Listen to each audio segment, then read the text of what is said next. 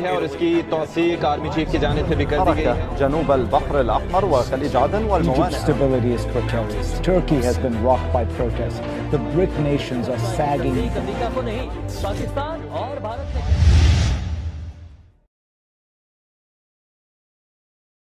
الرحمن الرحیم. السلام علیکم. میں محمد انعام پروگرام سائٹ انسائٹ کے ساتھ آپ کی خدمت میں حاضر ہے. آج کے پروگرام میں ہم ہمیشہ کی طرح پاکستان میں سیاسی حالات اور سیاسی موضوعات سے جڑے سوالات پر گفتگو کریں گے، اور پروگرام میں ہم اپنے مہمان جناب خالد محمود عباسی صاحب کو خوش آمدید کہتے ہیں.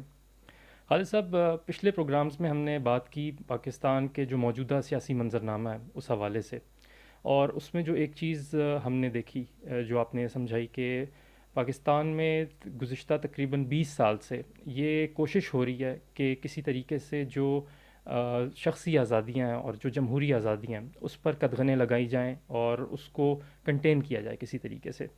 اس حوالے سے ایک بڑی اہم بحث جو آتی ہے ہمارے سامنے اخبارات میں بھی، اور جو سیاسی تجزیہ نگار ہیں وہ کرتے ہیں کہ سول سپریمیسی، اس حوالے سے ایک بحث آتی ہے. جو بھی ہمارے ہاں جمہوریت پسند لوگ ہیں، جمہوری طاقتیں ہیں، وہ سول سپریمیسی کی علم بردار ہیں.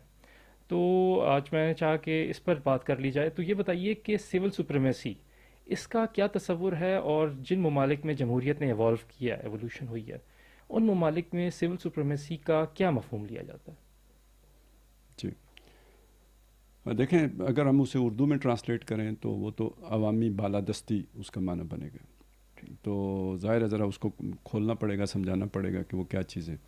تو دنیا میں جو تصور ہے جمہوریت کا کہ عوام کی حکومت عوام کے لیے، عوام کے ذریعے، تو یہ جو تین نعرے کہہ لیں یا تین جو اس کے پہلو ہیں نظام کے، حکومت کے نظام کے، تو یہ ڈیفائن کر رہے ہوتے ہیں کہ اگر یہ چیز ہے، عوام کی حکومت ہے، عوام کے ذریعے سے ہے اور عوام کے لیے ہے، یعنی عوام کو سرو کرنے کے لیے ہے، تو اس کو ہم کہیں گے کہ جی عوامی بالادستی سے ہمکنار ہے وہ ملک یا وہ سوسائٹی. تو یہ تو ہے اس کا ایک مفہوم یا اس کا مدعا یا اس کا تصور. تو اگر ہم پاکستان کے تناظر میں ہم اس کو دیکھیں تو پاکستان کے تناظر میں جو سویلین بالادستی ہے اس کو کس پرسپیکٹو میں آپ دیکھیں گے؟ یعنی وہ کس حد تک کس حد تک یعنی وہ عمل ہوتا ہے اس کے اوپر، یا اس کو یہ حیثیت حاصل ہے. دیکھیں، اس میں تو کوئی شک نہیں ہے نا کہ پاکستان ایک جمہوری عمل کے نتیجے میں وجود میں آیا ہے. یہ کسی لڑائی جھگڑے کے نتیجے میں نہیں بنا، بلکہ ایک جمہوری اصولوں یعنی جمہوری بنیادوں پر ایک لڑائی کے نتیجے میں ہم نے یہ ملک حاصل کیا ہے. اور یہ بات بھی اپنی جگہ پہ طے ہے کہ ہم نے ایک جو اسمبلی تھی اس کے سپرد کیا کہ اس نے ایک آئین بنانا ہے. کسی یوں سمجھے کسی خاص ادارے کے سپرد نہیں کیا ہے، کچھ خاص لوگوں کے سپرد نہیں کیا ہے، بلکہ آپ نے جو عوامی نمائندے تھے اس وقت موجود ان کے سپرد کیا کہ انہوں نے آئین بنانا ہے. پہلی دستور ساز اسمبلی وہ پہلے سے موجود تھی. تو ان چیزوں کو دیکھتے ہوئے یا ان علامات کی روشنی میں ہم کہہ سکتے ہیں کہ بھئی پاکستان ایک سول سپریمیسی کا یا عوامی بالادستی کا ایک نمونہ یا اس کی اساس پر وجود میں آیا ہے. لیکن یہ کہ پاکستان کی تاریخ کو اگر ہم دیکھیں گے تو اس میں عوامی بالادستی کا دور ہمیں یعنی کہیں نظر نہیں آئے گا اپنی پوری آن بان شان کے ساتھ. اس لیے کہ بہرحال انگریزوں کے آنے سے پہلے یہاں پہ بادشاہت تھی ہندوستان میں، اور جو بادشاہت کے جو لوازمات ہوتے ہیں جاگیرداری وہ بھی موجود تھی. انگریزوں نے بھی آ کے اگرچہ کہ وہ جمہوریت پسند اپنے ملکوں میں تھے، لیکن یہاں پہ تو انہوں نے غلامی کا نظام لے کے چلنا تھا. ہندوستانیوں کو غلام بنا کے رکھا ہوا تھا، لہذا جاگیرداری کو انہوں نے تحفظ دے کے رکھا ہوا تھا. تو اس کے بغیر تو وہ نظام سارا چلتا ہی نہیں. یہ جو ہوتے نا، یہ آپ یوں سمجھیں کہ اس طرح کی باتیں تو آپ نے سنی ہے نا کہ فلانے نوابوں نے، فلانے جاگیرداروں نے حریت پسندوں کو کچلا، ان کے خلاف انگریزوں کا ساتھ دیا، لوگ فوج میں بھرتی کرائے، انگریزوں کی فوج کی بات کر رہا ہوں، اس میں بھرتی کروائے، تو گویا وہ اس نظام کا حصہ تھے. تو سٹرکچر تو وہ موجود تھا. ہندوستان کے آزاد ہوتے ہی وہ جاگیرداری نظام ختم کر دیا گیا، یہاں پہ نہیں ہوا. تو پھر یہ کہ یہاں پہ جو سول اور ملٹری بیوروکریسی کا نظام تھا وہ بھی ظاہر انگریز جس اسپرٹ کے ساتھ اسے چلاتے تھے اسی اسپرٹ پر برقرار رہا. اور یہی کوئی اسپرٹ جاگیردار کی بھی ہوتی ہے, اتھارٹی اور دبا کے رکھنا اور اپنی منوانا. تو یہاں پہ اصل میں یہ کشاکش یا کشمکش بہت شروع ہو گئی تھی. بیک پہ جاگیردار تھے اور آگے سول اور ملٹری بیوروکریسی تھی. تو وہ سول سپریمیسی ان کو اپنے حق میں ایک سم قاتل یا زہر قاتل سمجھتے تھے. لہذا 9 سال تو آپ کا آئین نہیں بن سکا. جیسے تیسے کر کے آپ نے جب بنا بھی لیا تو 2 سال کے بعد جو ہے وہ ایوب خان نے مارشل لا لگا دیا. اس سے پہلے بھی یعنی مداخلت تو ہوتی رہی تھی, یعنی خاص طور پہ 50s میں تو یہ سارا عرصہ مداخلت کا گزرا ہے. وہ غلام محمد اور یہ سارے لوگ جو ہے, سکندر مرزا, یہ وہ لوگ ہیں کہ جنہوں نے مختلف طریقوں سے اس کو جو ہے نا سبوٹیج کرنے کی کوشش کی ہے, سول سپریمیسی کی مقام کو یا مرتبے کو. پھر 10 سال کا ایوب خان کا مارشل لا آ گیا. اس میں تو کوئی اس کا تصور ہی نہیں تھا, وہ تو ایک فوجی امریت تھی. پھر یحییٰ خان کا مارشل لا, پھر بھٹو صاحب بھی ابتداً آئے ہیں تو ایک سول مارشل لا ایڈمنسٹریٹر کے طور پر آئے ہیں. ان کا جو ہے اگر آپ 4 سال کا دور نکال دیں, 4.5 سال کا دور, تو اس کے بعد پھر مارشل لا 10 سال وہ مارشل لا چلا ہے. پھر 2 باریاں ہیں بینظیر اور نواز شریف کی, اور پھر مارشل لا. اور اس مارشل لا کے بعد جو پیپلز پارٹی کا دور ہے تو وہ بالکل کمپرومائز دور ہے. وہ کسی طرح بھی آپ پیپلز پارٹی کے پورے دور کو عوامی بالادستی کا دور نہیں کہہ سکتے. پھر نواز شریف آئے ہیں تو اگرچہ کہ ان سے بڑی شکایتیں پیدا ہوئی ہیں اسٹیبلشمنٹ کو, لیکن یہ کہ بظاہر تو انہوں نے ہر بات مانی ہے. یعنی جو چیزیں سول سپریمیسی کے خلاف جاتی تھی وہ ساری تسلیم کی ہیں. وہ فوجی عدالتوں کے لیے قانون سازی کیا انہوں نے. یہ جو ابھی رولا پڑا ہوا ہے پیکا کے بل کا, تو یہ 2016 میں بنانے والے تو اس میں تو ابھی ترمیم کی ہے نا, اس کی توسیع کی ہے, سمجھیں, اضافہ کیا اس میں موجودہ حکومت نے. تو لیکن اس کی بنیاد تو انہوں نے رکھی تھی. وہ بالکل ہی جو آزادی اظہار رائے کے مخالف قسم کے قوانین تھے یہ انہوں نے بنائے تھے. تو میں اس پورے دور کو یعنی یوں سمجھیے کہ ایک طرح کا جبر کا دور ہی سمجھتا ہوں. اور جو پھر یہ آخری جو 4 سال کا یہ جو دور ابھی 3.5-4 سال کا ہو گیا, اس کو تو یوں سمجھیے کہ یہ تو مارشل لا کی بھی بدترین صورت رہی ہے نا. اس میں فاشزم اپنے پورے عروج پہ نظر آئے. یعنی ہم نے ضیاء الحق کا بھی مارشل لا تھوڑا بہت یعنی شعور کے ساتھ دیکھا ہے, اور پرویز مشرف کا مارشل لا تو سب نے, آپ نے بھی دیکھا ہے, بھگتا بھی ہے. لیکن اس سے کہیں زیادہ جبر اور فستائیت اور عوامی آواز کو دبانے کا معاملہ جو ہے وہ اس دور میں ہوا ہے. پھر جس طرح ان 20 سالوں میں 25 سالوں میں لوگوں کو بالجبر غائب کرنے کا معاملہ ہوا ہے, یہ ساری چیزیں جو ہیں یہ انڈیکیشن ہے اس بات کی کہ یہاں مطلب کچھ لوگوں کی حاکمیت تو ضرور قائم رہی ہے, عوامی بالادستی کا کوئی تصور اس طرح سامنے نہیں آ سکا. البتہ لوگوں کو مطمئن کرنے کے لیے جمہوریت کے ڈھول بہت پیٹے گئے ہیں اور اس کے گن بھی گائے گئے ہیں.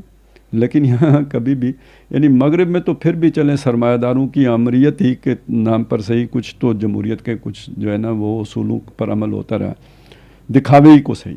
یہاں تو دکھاوے کا بھی کچھ نہیں ہوا ہے, یہ تو صرف نام آیا ہے. نہ آپ کی سیاسی پارٹیوں کے اندر وہ اس کے کوئی عوامی پارٹیاں ہیں, وہ بھی تو یعنی ایک پورا بادشاہی ماڈل ہے جو ان کے سیاسی پارٹیوں کے اندر جس طرح فیصلے ہوتے ہیں. ٹھیک. اور اسی طرح ریاست کی سطح کا بھی معاملہ وہی ہے. تو وہ ایجوکیشن ہی نہیں ہے نا. ہم نے اصل میں تو سارا پہلے وہ مغلوں کی غلامی ہے تو غلامی تھی. ملک کس کا جی؟ بادشاہ کا ہے. ہم کیا ہیں جی؟ اس کی رعایا ہیں. یہی معاملہ جو ہے سوچ ابھی تک یہیں تک ہے, اس سے آگے نہیں بڑھی ہے یا اوپر نہیں اٹھی ہے, یہیں پہ رکی ہوئی ہے. لہٰذا بحیثیت مجموعی لوگ جو ہے نا ڈکٹیٹر کو پسند کر لیتے ہیں, کیونکہ صدیوں سے یہ رواج چلتا ہے. یعنی اکثریت پسند کر لیتی ہے. لیکن یہ کہ بہرحال ایک مزاحمت بھی ہمیشہ ہوتی رہی ہے. ٹھیک. اگر ہم سویلین بالادستی کا جو تصور ہے اس کو دیکھیں اور دوسری طرف ہم اسلام کو دیکھیں تو آپ سے سوال ہے کہ کیا اسلام کے مزاج کے قریب تر ہے سویلین بالادستی یا اس سے دور ہے؟ یہ تو بہت ہی اہم اور بہت اس کا جواب جو ہے نا وہ مشکل بھی ہے, اس لیے کہ عام تصورات ہمارے کچھ اور ہیں اور وہی جو تاریخی تسلسل ہے ہمارا، اس کی وجہ سے ہمارے ذہنوں میں وہ چیزیں پکی بیٹھ گئی ہوئی ہیں کہ ذل اللہ فی الارض، بادشاہ سلامت، بادشاہ کی یا جو بھی جس کو وہ خلیفہ کا نام دے لیں، جو ایک خاندان نے مسلط کیا ہے آپ کے اوپر، تو اس کے بارے میں یہ تصور کہ جب تک وہ کفر بواہ کا حکم نہ دے تب تک اس کی اطاعت کرتے رہو. تو یہ جو مائنڈ سیٹ ہے اس میں تو یعنی یہ جو سول بالادستی کے تصورات ہیں یہ خالص غیر اسلامی، باغیانہ اور شیطانی قسم کے خیالات ہیں. ٹھیک ہے، اس کی کوئی گنجائش اس تصور اسلام میں نہیں ملتی. لیکن اگر آپ دور نبوی کو صلی اللہ علیہ وسلم یا اس کے بعد جو ہے دور صحابہ کو دیکھیں یا خلفائے راشدین کے دور کو دیکھیں تو اس میں تو یعنی خاص طور پہ نبی صلی اللہ علیہ وسلم کے بعد جو نظام بنا ہے تو اس میں جس طرح یعنی مشاورت کو اہمیت دی گئی ہے، جس طرح لوگوں کو خلیفہ کا احتساب کرنے کا حق دیا گیا ہے، اور جس طرح خلیفہ لوگوں کی خدمت کرنے کے لیے بے چین رہتا ہے اور راتوں کو بھی وہ گشت کرتا ہے کہ کوئی جو ہے نا بھوکا نہ سو رہا ہو، یہاں تک کہ کتا بھی بھوکا سوئے گا تو خلیفہ جواب دہ ہے. تو یہ جو دنیا میں اس وقت تصور پایا جاتا ہے کہ لوگوں کے لیے، تو وہ لوگوں کے لیے تو آپ کو صاف نظر آ جائے گا کہ ان کی خدمت یعنی وہ خادم کی حیثیت رکھتا ہے وہ. اور پھر یہ بھی کہ وہ بنے گا کیسے؟ پہلے تو نبی ہوتے تھے، وہ تو آسمان سے فیصلہ ہوتا تھا، اب کون بنائے گا انہیں؟ تو وہ بھی ہم دیکھتے ہیں لوگ ہی بناتے تھے ان کو، یعنی مسلمان بناتے تھے. وہ خلیفۃ المسلمین کہلاتا تھا. اپوائنٹنگ اتھارٹی بھی گویا وہی مسلمان ہیں. اور وہ ایک سیٹ سٹرکچر تھا کہ ان کے اولو الامر جو تھے وہ متعین تھے فطری طور پر نا، یہ قبیلہ ہے، اس قبیلے کا یہ بڑا ہے تو اس نے فیصلہ کر دیا، تو جو اس نے فیصلہ کیا پورے قبیلے کا فیصلہ ہے، تو وہ ریپریزنٹیٹیو ہے ان کا نا، اپنے قبیلے کا نمائندہ ہے جو ان کا ٹرائبل چیف ہے. تو اس طرح سے گویا جو بھی عوامی بالادستی ہے وہ روبہ عمل آتی تھی اور رول آف لا تھا. اصل میں جو سول بالادستی ہے اس کا یوں سمجھے کہ اگر آپ اس کا کوئی کی ورڈ لیں گے یا اس کا جو ایک دوسرے بالفاظ دیگر اس کا ذکر کریں گے تو وہ ہے رول آف لا، قانون کی حکمرانی. یعنی فرد کی حکمرانی نہیں ہے، بادشاہ کی حکمرانی نہیں ہے. وہ اس کے لیے کچھ جیسے ہوتے ہیں نا بزنس کے اصول طے ہیں، اس کے لیے پروٹوکولز ہیں جس کے اندر رہ کے اس نے ایکٹ کرنا ہے. تو گویا قانون اس کے اوپر بھی لاگو ہوگا. وہ کوئی ایسا خود مختار اتھارٹی کا مالک نہیں ہے کہ جو چاہے سیاہ کرے یا سفید کرے. وہ بھی اکاؤنٹیبل ہے اور اس کا بھی احتساب ہو سکتا ہے اور اس کے خلاف امپیچمنٹ بھی ہو سکتی ہے، وہ معزول بھی کیا جا سکتا ہے، وہ نااہل بھی قرار دیا جا سکتا ہے.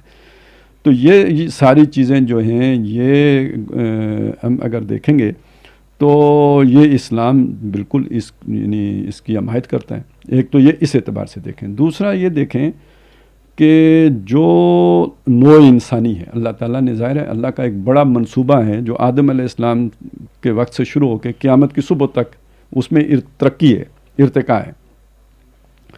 اس میں نبی آتے رہے اور جو آخری نبی ہیں وہ سب سے بہتر ہیں. ٹھیک ہے، کیوں؟ وہ ایک اس دور میں آئے ہیں کہ جس دور میں نوع انسانی تمدنی اعتبار سے ارتقاء کر کے بہت اوپر آ چکی ہوئی ہے. ٹھیک ہے، تو اس سطح کی ہدایت لے کے وہ آئے ہیں. تو ارتقاء تو ابھی اس کے بعد بھی ہونا ہے. تو اصول تو وہی لیں گے جو نبی نے دیے ہیں. اب اس کے اندر رہتے ہوئے آپ نے قانون سازی کرنی ہے یا جو بھی نئے فیصلے کرنے ہیں تو اس میں کس اتھارٹی کس کے پاس ہوگی. ٹھیک ہے، تو اس کو اگر ہم دیکھیں گے کہ نبی کی اتھارٹی تو اللہ نے تفویض کی ہوتی ہے، اس پر کوئی چون چرا کر ہی نہیں سکتا، کسی کا کوئی حق ہی نہیں ہے اس کے آگے بولنے کا. وہ مامور میں اپوائنٹڈ اللہ کی طرف سے ہے اور اللہ کی طرف دوسری بات ہے پروٹیکٹڈ ہے، وہ غلطی نہیں کر سکتا. تو دو باتیں جس میں جمع ہو جائیں تو اس کی تو اطاعت ہوگی مطلق. ٹھیک، اس کے مقابلے میں کوئی سول بالادستی نہیں ہے. اس کی ایبسولوٹ جو ہے نا وہ اتھارٹی ہے ان دو وجوہات کی بات. لیکن اس کے بعد اب باقی سارے مسلمان جو ہیں حقیقت کے اعتبار سے ٹھیک ہے، وہ جو جس کا تقویٰ ہوگا اس کی عزت زیادہ ہوگی، لیکن قانون کی نظر میں سارے برابر ہوں گے یا نہیں ہوں گے؟ المسلم و کف لکل مسلم، ہر مسلمان دوسرے مسلمان کا کف ہے، برابر ہے، اس کے حقوق برابر ہیں. کسی مسلمان کو کوئی اسپیشل رائٹس نہیں ہیں. آپ زیادہ متقی ہیں، آپ کا بھائی جو ہے وہ فاسق فاجر ہے، ہیں دونوں مسلمان، تو باپ کی جو بھی وراثت ہے اس میں حصہ تو دونوں کا برابر ہوگا نا. آپ کے متقی قانونی ہونے کی اعتبار وجہ سے آپ کو زیادہ تو نہیں مل جائے گا, قانونی طور پہ دونوں برابر ہوں گے. ٹھیک. یعنی یہ چیز ہے. اب اس چیز کو لے کے تو مستقبل کا نظام بنے گا, اور اس کا جو اسلام جو چیز چاہتا ہے وہ یہ ہے کہ آپ اگر اس کو یوں دیکھیں نا کہ ایک حق کی طرف یا ہدایت کی طرف آنے میں سب سے بڑا خطرہ شیطان کا خطرہ ہے. ایک فرد کے اوپر شیطان کا حملہ آسان ہے. ٹھیک. وہ حدیث بھی ہے کہ واحد جو ہے نا اس کے ساتھ شیطان ہوتا ہے, جہاں دو ہو جاتے ہیں تو شیطان بھاگ جاتے ہیں. تو جو اللہ کا وہ منصوبہ ہے جو اول سے چل کے تو یعنی جسے میں نے آدم علیہ السلام کے دور سے چلایا ہے اور قیامت تک کی بات کر رہا ہوں, اس میں جو ارتقاء ہو رہا ہے, یعنی نوع انسانی ترقی کر رہی ہے. شیطان کے مقابلے میں نوع انسانی دن بدن آگے بڑھ رہی ہے. تو اب یہاں پہنچ کے تو اللہ کی وہ جو ول ہے وہ عامت الناس میں ظاہر ہوگی. اس اجتماعی سوچ کا جو یوں ہے نا اظہار ہوگا وہ لوگوں کی رائے کے ذریعے سے ہوگا. وہ جو زبان خلق کو نکارائے خدا سمجھو. ٹھیک. اور آپ اگر اس دور میں بھی دیکھیں گے نا تو اس دور میں بھی یعنی ہمارا یہ جو دور ہے, جو تحریک پاکستان کس نے شروع کی تھی, یعنی یہ جذبات کس کے تھے, لا الہ الا اللہ کے جذبات کس کے تھے, یہ نوابوں کے تھے, عوام کے تھے. نہیں نوابوں کے تو نہیں تھے نا, یہ سول بیوروکریسی کے تھے, نہیں تھے, یہ ملٹری بیوروکریسی کے تھے, نہیں تھے, علماء کے تھے. یہ ایک عوامی سوچ تھی. بعد میں لوگوں نے کہا نا یہ کچھ لوگوں نے گلیوں میں نعرے لگا دیے تھے, ہم نے تو نہیں دیے تھے. تو جو نظریہ پاکستان ہے یہ جس مٹی سے یہ ابھرا ہے وہ عوامی سوچ ہے. جن لوگوں کا میں نے ذکر کیا انہوں نے اسے کیپ کرنے کی کوشش کی ہے, دبانے کی کوشش کی ہے, کہیں یہ تناور درخت نہ بن جائے, یہ کوشش ہوئی ہیں. تو گویا جو اللہ کی مرضی ہے وہ عوامی مرضی سے ظاہر ہو رہی ہے. اور آج بھی اگر آپ دیکھیں گے تو آپ کو یعنی ملکوں سے, ریاستوں سے, ان کے حکمرانوں سے یہ جو خواص کے طبقات ہیں یہ کہیں جکڑ بندیوں میں ہوں گے, ان کے اوپر بڑے پیرے ہوں گے. عوام کی ول جو ہے نا وہ کر رہی ہوتی ہے پریشان. اب اگر نواز شریف نے نعرہ لگا دیا ہے سول سپریمیسی کا تو وہ تو ایک سیاسی لیڈر ہے, وہ عوام میں جذبات دیکھے گا تو تب لگائے گا نا. اس نے کوئی ایجوکیٹ تو نہیں کیا سول سپریمیسی, پبلک میں ڈیمانڈ ہے, پبلک میں ڈیمانڈ تھی. ٹھیک. لوگوں کے اندر جو ہے نفرت تھی اس سارے جو کچھ ہو رہا تھا اس کا, اس نے وہ نعرہ لگایا طاقت کے ساتھ اور طریقے کے ساتھ اور مؤثر طریقے سے, تو وہ لوگوں نے اس کو جناب ایک دم اتنا پاپولر بنا لیا. اور یہ جو عوان ہے وہ جو کہتے ہیں باطل کے عوانوں میں زلزلہ ہے, تو وہ جو دوسری طرف جو اسٹیٹس کو کی فورسز ہیں ان میں تھرتھڑی مچ گئی. انہیں نیا سامری کا جال لے کے آنا پڑا. خواب سے بیدار ہوتا ہے ذرا محکوم, اگر پھر اس کو سلا دیتی ہے حکمراں کی شاعری. آج کل وہ شاعری ہو رہی ہے نا, چاروں طرف ہم دیکھ رہے ہیں کہ لوگ سیٹسفائی ہو جائیں. تو خطرہ کہاں سے ہے ان کو, لوگوں سے. اچھا اب ان کے ہاتھ میں جو یہ سوشل میڈیا کا ٹول آ گیا ہے تو اب اس پہ آپ لیکچر سنیں گے, اخلاق تباہ ہو رہے ہیں, برباد ہو رہے ہیں, لوگ یہ ہو رہے ہیں, لوگ وہ ہو رہے ہیں. وہ بھی ہو رہے ہوں گے. آپ کو لوگوں کی اخلاق کی پرواہ ہوتی تو پی ٹی وی پہ ایسے ڈرامے چلاتے. پہلے مین اسٹریم میڈیا پہ جو کچھ چلا ہے جو کیبلز کے ذریعے سے آیا وہ بڑا اخلاقی تھا نا. اب سوشل میڈیا پہ بڑی بد اخلاقی ہو گئی ہے. تو اصل مسئلہ بد اخلاقی نہیں ہے, اصل مسئلہ یہ ہے کہ وہ عوامی شعور جو ہے اس کو کمیونیکیٹ کرنے کے لیے اب اس کے ہاتھ میں ایک ٹول آ گیا ہے جو پہلے ریاست کے پاس ہوتا تھا, ابھی ہر فرد کے پاس آ گیا ہے. اب تیسری طرف سے آئیں, یہ جتنے خواص کے طبقات ہوتے ہیں, یہ جو ایگزسٹنگ سسٹم ہوتا ہے, یہ خواص بنے اس لیے ہوتے ہیں کہ یہ اس کے پلر ہوتے ہیں, یہ اس کے سپورٹر ہوتے ہیں, یہ اس کے معاون ہوتے ہیں, یہ اس کو سنبھالنے والے ہوتے ہیں, یہ اس کو چلانے والے ہاتھ ہوتے ہیں. عوام کا کوئی انٹرسٹ نہیں ہے اس کے ساتھ. ٹھیک. تو جو حقیقی نیوٹرل ہے, ٹھیک ہے نا, وہ تو عوام ہے. تو بہتر فیصلہ کرنے کی پوزیشن میں تو وہ ہوگی نا. کوئی بھی اپنے پیٹ پہ لات نہیں مارتا. جن کے ویسٹڈ انٹرسٹ ہیں وہ کیوں اپنے خلاف قانون سازی کریں گے. لہٰذا یہ طبقات ہوتے ہیں جنہیں کبھی بھی یعنی وہ سول بالادستی پسند نہیں آتی. البتہ اب یہاں ایک بات ہے, کہ دنیا میں جو معروف تصور ہے سول بالادستی کا وہ حاکمیت کا تصور ہے. یہ بہت اہم بات ہے. حاکمیت کے تصور کا اسلام کے ساتھ کوئی لینا دینا نہیں ہے. اسلام کو یہ بالکل یہ والی بالادستی پسند نہیں ہے، بلکہ کفر ہے، شرک ہے. ٹھیک ہے، عوامی حاکمیت ہے، سروری فقط اسی ذات عوامی بالادستی وہ ٹھیک ہے، لیکن اس نے جب ایک شکل اختیار کی عوامی حاکمیت کی تو یہ اسلام کو گوارا نہیں ہے اور قابل قبول نہیں ہے. یہ شرک ہے، یہ کفر ہے. تو پھر کون سی بالادستی ہے جس کو اسلام جواز دیتا ہے؟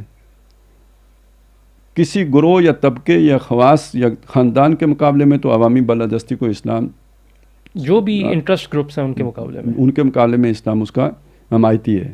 لیکن وہ بالادستی تابع ہوگی اللہ اور رسول کے احکامات کے، یعنی وہ حاکمیت کا تصور اس کے ساتھ نہیں ہوگا جو مغربی جمہوریت کے ساتھ ہے. اس لیے میں نے وہاں پہ وہ عوام کی حکومت والے کے ساتھ تھوڑا سا میں نے روک لی تھی ایک بات. تو یہاں پہ سمجھ لیجیے عوام کی حکومت نہیں ہے، یہ عوام کی خلافت ہے. جو خلافت نبی کی تھی وہ خلافت عامت المسلمین کو منتقل ہوئی ہے، امت مسلمہ کو منتقل ہوئی ہے. جیسے ہمارے ہاں یہ بات مانی جاتی ہے کہ نبی کی ذمہ داری تھی تبلیغ کرنا، شہادت علی الناس کی ذمہ داری نبی کی تھی. اب نبی کے بعد وہ ذمہ داری امت ختم نبوت کے بعد جی ٹھیک ہے، بحیثیت مجموعی امت کی ذمہ داری ہے. اب اس کا کوئی گروہ، علماء کا گروہ اس ذمہ داری کو ادا کرتا ہے تو وہ فرض کفایہ ادا کر رہا ہوتا ہے امت کی طرف سے. حکمران اگر اس ذمہ داری کو ادا کرتے ہیں تو وہ فرض کفایہ ادا کر رہے ہوتے ہیں امت کی. اصلاً ذمہ داری کس پر ہے؟ امت پر بحیثیت مجموعی ہے. ٹھیک ہو گیا؟ صحیح. تو اسی طرح جو خلافت ہے وہ ذمہ داری تو یعنی پہلے نبیوں کی ہوتی تھی، اللہ کی طرف سے اپوائنٹڈ ہوتے تھے. اب وہ اپوائنٹمنٹ کس کی ہوئی ہے؟ امت کی ہوئی ہے. لہذا جو اجتباء اور استفاء کے الفاظ نبیوں کے لیے استعمال ہوتے تھے وہ امت کے لیے بھی ہوئے ہیں. ہوا اجتباکم سورہ حج میں، اور ثم اورثنا الذین نصطفینا منکم، ثم اورثنا الکتاب الذی نصطفینا منکم، پھر ہم نے کتاب کا وارث بنا دیا تم میں سے ان کو جنہیں ہم نے چنا ہے. ٹھیک ہے، تو اس کا مطلب جو من عبادنا، اپنے بندوں میں سے جن کو ہم نے چن لیا ہے. بندے تو سارے ہی ہیں، کیا کافر تو کیا جو دہری ہے اور کون، سب بندے ہیں. ان میں سے جو مسلمان ہو گئے ان کو کتاب کا وارث بنا دیا. تو حامل کتاب یہ پوری امت ہے. تو اس کا استفاء بھی ہوا ہے، اس کا اجتباء بھی ہوا. یہ دونوں الفاظ نبیوں کے لیے استعمال ہوتے ہیں. اسی بات کو نبی صلی اللہ علیہ وسلم نے بیان کیا، یہ امت کبھی گمراہی پر جمع نہیں ہو سکتی. اسی کو سبیل المومنین کہا گیا. ومن یبتغی غیر السبیل ومن یتبع غیر سبیل المومنین نولہ ما تولی ونصلہ جہنم. تو یہ سبیل المومنین کچھ خاص لوگوں کا رستہ تو نہیں ہے نا، یہ اہل ایمان کا رستہ ہے جو اجتماعی رستہ ہے مسلمانوں کا. تو جس پر مسلمانوں کا اجماع ہے، جس پر سارے مسلمان جمع ہیں. ٹھیک ہو گیا؟ تو یہ جو ہے حاکمیت اللہ کی اور اس کی جو خلافت ہے وہ منتقل ہوئی ہے عوام مسلمانوں کو، عامت الناس کو. خلافت عامہ کا تصور ہے. وہ اپنے اب ان کی مرضی ہے کہ وہ اپنے میں سے اپنی نیابت کس کو دیتے ہیں، اپنی خلافت کس کو دیتے ہیں، اپنا ریپریزنٹیٹو کس کو بناتے ہیں. یہ ان کا اختیار ہے. ٹھیک، یہی سول بالادستی کا تصور ہے. بس اس بالادستی کا معاملہ تو ٹھیک ہو گیا، حاکمیت کو بیچ سے نفی کرنی پڑے گی تو یہ اسلامی سول بالادستی ہو جائے گی. لیکن ہم دیکھتے ہیں کہ دور جدید میں جو مسلمانوں کے سب سے بڑے مفکر ہیں علامہ اقبال، انہوں نے جمہوریت پر کافی تنقیدیں کی ہیں. ان کے اشعار میں ہمیں جا بجا ملتی ہیں. مثلاً جمہوریت ایک نظام حکومت ہے جس میں طرز حکومت ہے جس میں بندوں کو گنا کرتے ہیں، تولا نہیں کرتے، اور مختلف دیو استبداد جمہوری کبا میں پائے کو تو سمجھتا ہے یہ آزادی کی ہے نیلا اور ان پری. کے مختلف اشعار ہیں جس میں مغربی جمہوریت پر کافی تنقیدیں کی گئی ہیں. تو چہرہ روشن اندروں چنگے سے تاریخ تر. تو اب اقبال کی پوری فکر میں آپ ان کی اس تنقید کو کہاں پلیس کرتے ہیں؟ جی اچھی بات ہے. دیکھیں پہلی بات تو یہ سمجھ لیں کہ علامہ اقبال نے سول بالادستی کے لیے یعنی یہاں تک گئے کہ اجتہاد، ٹھیک ہے، کے بارے میں انہوں نے فرمایا ہے ریکنسٹرکشن میں کہ یہ اب پارلیمنٹ کے تھرو ہوگا. ٹھیک ہے. اگر آپ اس بات کو یعنی ایک شعر کے مقابلے میں جو نثر ہے آپ کی اور جو ایک آپ کی کتاب ہے خاص طور پر the reconstruction of religious thought in Islam, یعنی وہ ایڈریس ہی اس مسئلے کو کر رہی ہے، تو اس میں اگر وہ یہ کہہ رہے ہیں کہ پارلیمنٹ کے تھرو اجتہاد ہوگا تو وہ اصل میں تو اسی سول بالادستی پارلیمنٹ کیسے وجود میں آئے گی؟ عوام کے ووٹوں سے. عوام کے ووٹوں سے بنے گی. تو وہ تو سول بالادستی کی بات کر رہے ہیں. دوسری طرف یہ والی بات بھی اپنی جگہ پہ صحیح ہے. تو یہ بات سمجھ لیں کہ اصل میں یہ جو جمہوریت ہے یا جو سول بالادستی ہے، اس کی ایک شکل تو وہ ہے نا جو اس کی ایک روح ہے، اسپرٹ ہے. تو وہ ہم نے بتا دیا، وہ اسپرٹ جو ہے وہ اسلامی ہے. پھر اس نے جو مغرب میں صورت اختیار کی حاکمیت کی، یہ ایک خالص غیر اسلامی تصور ہے. اس سے آگے ایک یہ ہے کہ اس حاکمیت کو پریکٹس کیسے کیا جائے گا، اس کے لیے اس نے ایک سٹرکچر کھڑا کیا. یعنی یہ پارلیمنٹ سٹرکچر ہے نا، یہ پرائم منسٹر آفس یا پریزیڈنشل آفس، یہ ایک سٹرکچر ہے. پھر اس کا یعنی اس کا محاسبہ کیسے ہوگا، اس کے لیے عدلیہ ہے. تو پھر یہ کہ قانون سازی وہ پارلیمنٹ یا مقننہ ہے، حکومت اس کے اپنے پورے ادارے ہیں. ایک حصہ وہ الیکٹڈ ہوگا، باقی یہ کہ سلیکٹڈ ہوں گے، یہ جو سول سروس ہے. اور اسی طرح جو ہے نا سرحدوں کی حفاظت کے لیے فوج ہوگی، سٹینڈنگ آرمیز ہوں گی. یہ پہلے تو نہیں تھا نا، یہ سب والنٹیئرز تھے سارے. یہ تو جدید ریاست کے کانسیپٹ ہے نا سارے. تو اب آپ اس کی چیز کی طرف آئیں کہ یہ جو سٹرکچر ہے، یہ ڈھانچہ ہے، جو اسٹیٹ کرافٹ ہے، تو یہ تو ایک مباح عمل ہے. یہ تو اپنے اپنے دور کے اعتبار سے ہے. اس دور میں اس طرح کا سٹرکچر تھا، وہ میں نے بتایا کہ ایک خاندان یا قبیلے کا سٹرکچر تھا. آج آپ کو اپنا نمائندہ چننا پڑے گا، فطری نمائندہ آپ میں کوئی نہیں موجود ہے. جیسے قبیلے کا سربراہ، تو اب وہ والا شہری سٹرکچر ہی ختم ہو گیا وہ. تو اب اس کی جگہ جو نیا سٹرکچر آیا وہ پولیٹیکل پارٹیز کا سٹرکچر ہے. ٹھیک ہو گیا؟ یہ چیز سمجھ آ رہی ہے؟ تو ان میں سے جو اقبال کی تنقید ہے وہ دو چیزوں پر ہے. ایک جس چیز پر اقبال کی تنقید ہے وہ اس کا جو حاکمیت کا تصور ہے، اس تصور پر اس نے تنقید کی ہے. ٹھیک ہے نا؟ اور سروری زیبا فقط اس ذات بے امتا کو ہے، حکمراں ہے ایک وہی باقی بتانے آزری. تو ان بتانے آزری میں یہ حاکمیت عوام کا تصور بھی آ جائے گا. ٹھیک ہے؟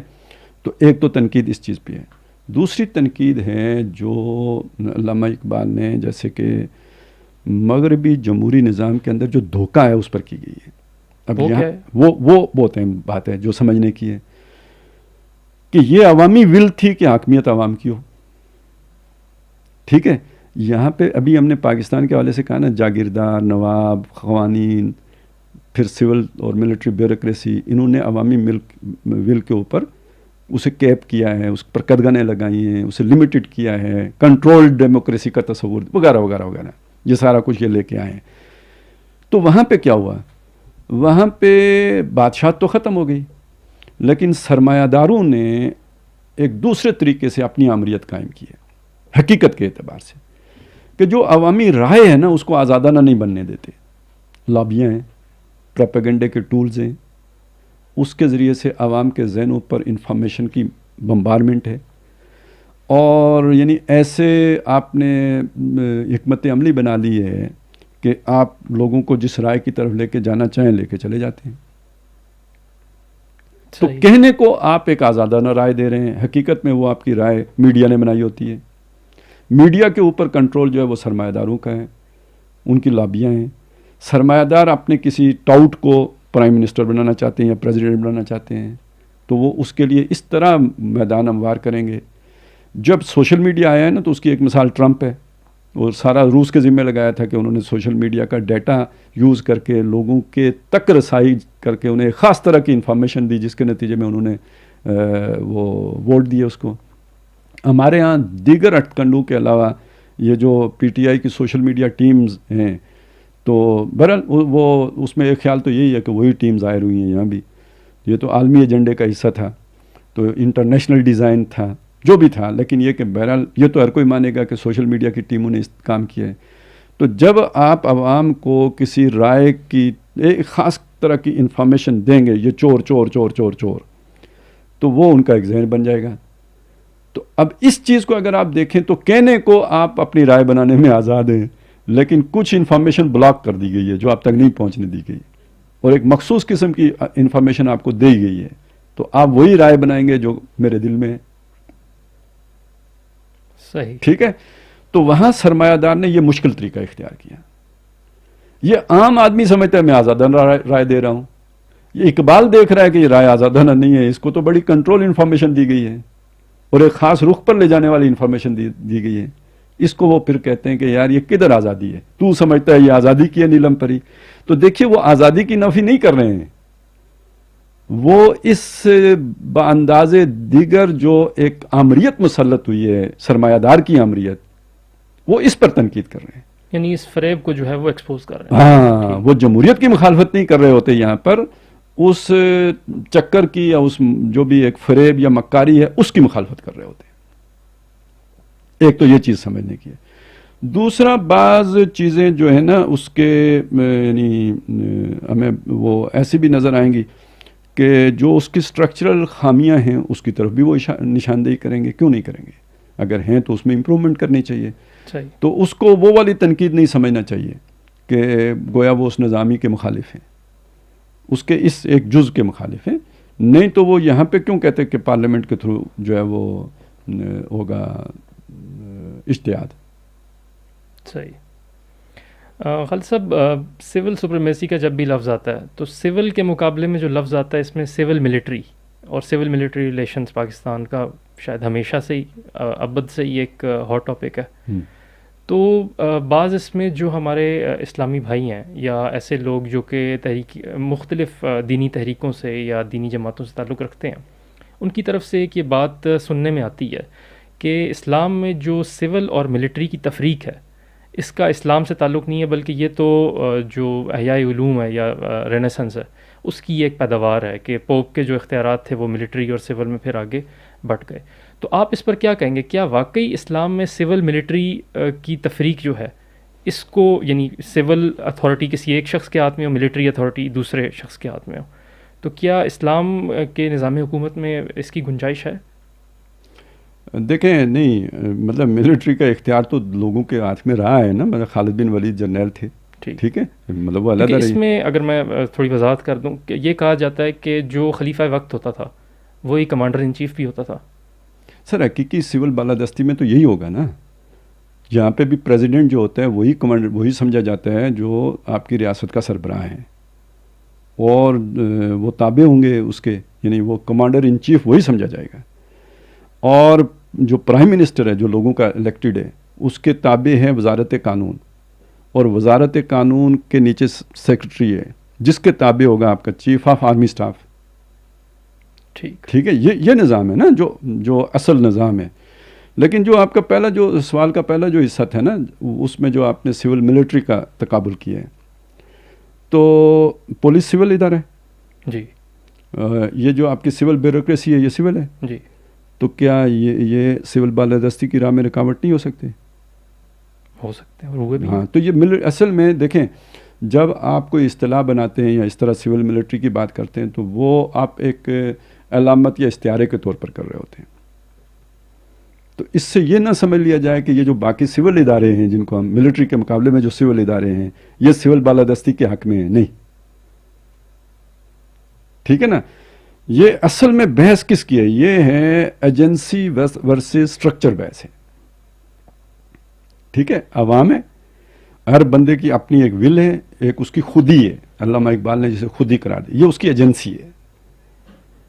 میری مرضی، ٹھیک ہے، یہ میری ایجنسی ہے. اس کے مقابلے میں فرد آ جاتا ہے، اجتماعیت آ جاتی ہے. فرد کے مقابلے میں جماعت آ جاتی ہے. تو ایک جماعت تو آپ کی سیاسی جماعت ہے، اس کے اوپر یہ ریاست پوری ایک جماعت ہے، اس کا پورا سٹرکچر ایک جماعت کی حیثیت رکھتے ہیں. تو اسی لیے اسے ایجنسی ورسز سٹرکچر بحث کہتے ہیں. اس میں توازن قائم کرنا ہوتا ہے. تو یہ جو سٹرکچر ہے یہ پورے کا پورا مل کے بنتا ہے اسٹیبلشمنٹ. ٹھیک ہے، اس سطح پہ جا کے تو پارلیمنٹ بھی اسٹیبلشمنٹ کا حصہ ہے. ٹھیک ہے، یہ آپ کا جو ہے نا سول بیوروکریسی بھی اسٹیبلشمنٹ کا حصہ ہے. ایون پھر اس میں یہ جو آپ کے جو جوڈیشری ہے اور پھر آپ کی صحافت ہے، جو ادارے بن چکے ہوئے ہیں، اسٹرکچر جن کے یہ سارا پھر اسی اسٹیبلشمنٹ کا حصہ بنے گا. لیکن چونکہ یہ سب کو کنٹرول کر لیتی ہے، گوش مالی کر لیتی ہے، یا کان مروڑ کے یا دم مروڑ کے، جو بھی آپ سمجھیں، تو وہ عام طور پہ ہمارے جیسے ملکوں میں، تھرڈ ورلڈ کنٹریز میں فوج یہ کام کر لیتی ہے. تو اس لیے پھر اسے سول ملٹری وہ کہہ لیتے ہیں. لیکن اس وقت جب آپ ملٹری کہیں گے تو یہ پھر سارے ان کے ساتھ जोड़ें, صحیح. ठीक है ना. वो इनको फिर आवाम के साथ ना जोड़ें, फिर उनके साथ जोड़ें, ये फिर उनके कल पुर्जे होंगे सारे. तो इसमें अगर आप ये चीज़ देखेंगे कि होना क्या चाहिए, होना तो ये चाहिए था कि पार्लियामेंट की बालादस्ती सबके ऊपर हो, तो ये अवामी बालादस्ती है. लेकिन जब ये होता है कि पार्लियामेंट ज़ेर दस्त हो जाती है किसी ताकतवर के जिसके हाथ में लाठी है, तो ये है वो शय जिसे हम कहते हैं कि यार ये कशाकश और कशमकश शुरू हो गई है. ठीक है ना. तो इस एतबार से ज़ाहिर है कि जब हम ये बात कहते हैं कि किसी ख़ास तबके या किसी ख़ास ग्रोह की बालादस्ती जो है वो इस्लाम भी पसंद नहीं करता, तो ये इस्लाम की रूह के ख़िलाफ़ है. और इसका सबसे बड़ा मौजूदा ज़माने में नुकसान आपका ये होगा. पहले ज़मानों में तो चलें बादशाह चला लेते थे जैसे तैसे, अभी वो भी लेवल शऊर का बहुत नीचे था. लेकिन मौजूदा ज़माने में अगर रियासत के साथ लोगों की एक जिसे कहते हैं ना सेंस ऑफ ऑनरशिप रियासत का नहीं होगा, तो कल अगर कोई उसको छोड़ें कल को, बल्कि ये कि रियासत को इस्तेकाम हासिल नहीं होगा. लोग अगर अपने आप एक जज्बाती वाबस्तगी अपने मुल्क के साथ नहीं रखते, वो खोखले नारों से नहीं कायम हो सकती. वो उसे अपना मुल्क समझेंगे. तो यह जो आजकल अपने जज्बात का इज़हार होता है ना मेरा पाकिस्तान है, ना तेरा पाकिस्तान है, ये उसका पाकिस्तान है जो सदर पाकिस्तान है, तो ये क्या है? ये एक ला ताल्लुकी का इज़हार है. इससे तो मुल्क इस्तेकाम नहीं पाते. तो इस्तेकाम के लिए ज़रूरी है कि रियासत में अवाम की जड़ें मजबूत हों, अवाम में रियासत की जड़ें मजबूत, अवाम में रियासत की जड़ें मजबूत हों, कि लोग उसे ऑन करते हों, लोग समझते हो मेरा मुल्क है. और वो तभी समझते हैं कि उसकी फ़ैसला साजी में उनका हक माना गया हो, जो उन्होंने अपने नुमाइंदों के ज़रिए से एक्सरसाइज करना होता है. सही. खालिद साहब, गुज़िश्ता भी कई अरसे से आप जमहूरियत और इस्लाम के हवाले से अपने लेक्चर्स में, अपनी तकारीर में, दुरूस में इस बात की वजाहत बार बार करते रहते हैं, और भी कई सारे मुकर्रिरीन हैं जो कि इस बात को क्लैरिफाई करते हैं. लेकिन क्या वजह है कि बहुत सी जो मजहबी जहन रखने वाले लोग हैं जो कि दीन का निज़ाम चाहते हैं पाकिस्तान में, उनकी बदस्तूर जो कन्फ्यूजन है, अगरचे इस पूरे अरसे में जो आपके एफ़र्ट है उसमें बहुत सारे लोगों की कन्फ्यूजन्स दूर भी हुई, लेकिन फिर भी एक ऐसा खासी तादाद में तबका मौजूद है जिसकी कन्फ्यूजन्स बदस्तूर मौजूद हैं. तो उनकी कन्फ्यूजन को आप फिर कैसे एड्रेस करेंगे? देखें, कन्फ्यूजन एड्रेस करने का तरीका तो यही, हम बात ही कर सकते हैं और क्या कर सकते हैं. बम धमाका तो हम नहीं कर सकते, ना ही हमारे पास कोई डंडा है, ना ही हम कोई पैगाम पाकिस्तान किस्म का जो है ना वो कोई एलामिया जारी करवा सकते हैं. तो हम तो आर्गूमेंट ही पेश कर सकते हैं. उससे ज़्यादा हम क्या कर सकते हैं? जो हमारे वसाइल हैं उसके अंदर रहते हुए जो है अपने दलाइल लोगों के सामने ही रख सकते हैं. लेकिन ये कि जब हम सोसाइटी को देखेंगे ना, तो ये कन्फ्यूजन आपको ज़्यादा मजहबी तबके में नज़र आएगी. और उसका सबब ये है कि वो जो भी बादशाहों के दौर में बहरहाल एक अहम हैसियत थी मजहबी तबके की, और दीन की तशरीह और तोज़ी का हक़ इन्हीं के पास था. और अगर ये बादशाहों को फैसिलिटेट न करते तो बादशाहों के लिए सर्वाइवल मुश्किल हो जाती. तो इन बहुत सी ऐसी रवायात कायम कर ली हमने उस अरसे में कि जिसमें मतलब बादशाह के बारे में ये तसव्वुर के ज़िल्लुल्लाह फ़िल अर्ज़, बादशाह के बारे में ये तसव्वुर के उसकी इताअत से जो है ना वो, यानी उसके ऊपर कोई तनकीद करना गोया अल्लाह को नाराज़ करने के, मन अहानहु अहान अल्लाह, जिसने उसकी तौहीन की उसने अल्लाह की तौहीन कर दी. यानी बादशाह के लिए भी ये तसव्वुर आ गया.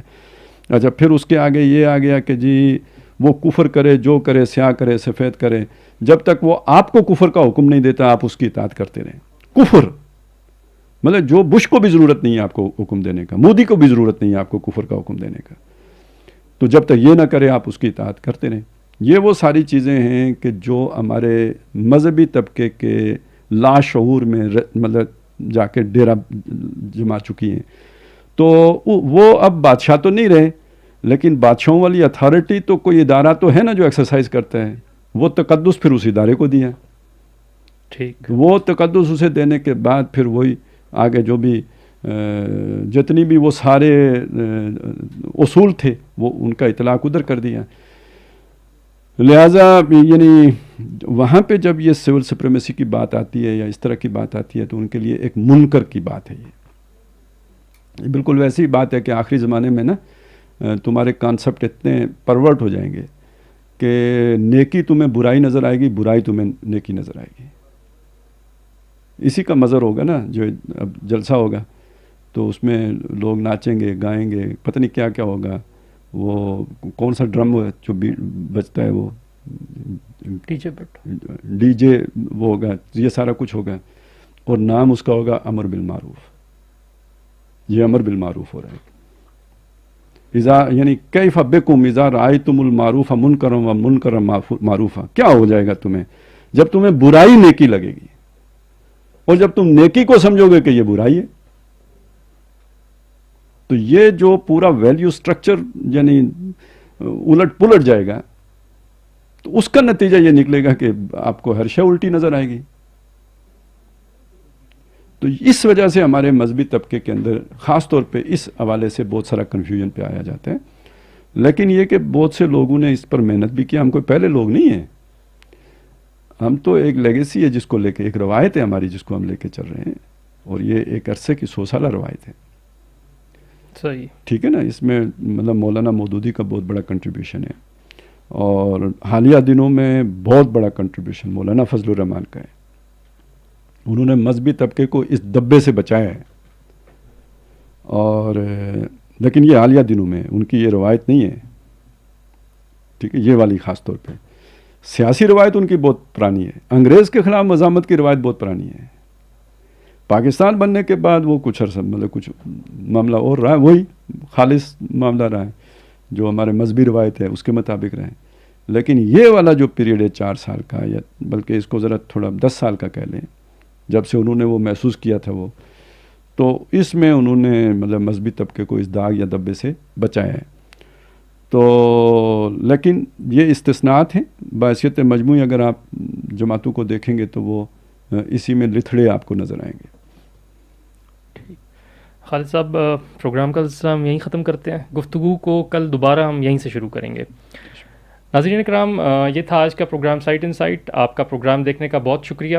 کل دوبارہ آپ کی خدمت میں ہم حاضر ہوں گے اسی گفتگو کے سلسلے کے ساتھ. تو تب تک کے لیے ہمیں دیجیے اجازت. اللہ حافظ و ناصر. سبحان اللہ والحمد للہ.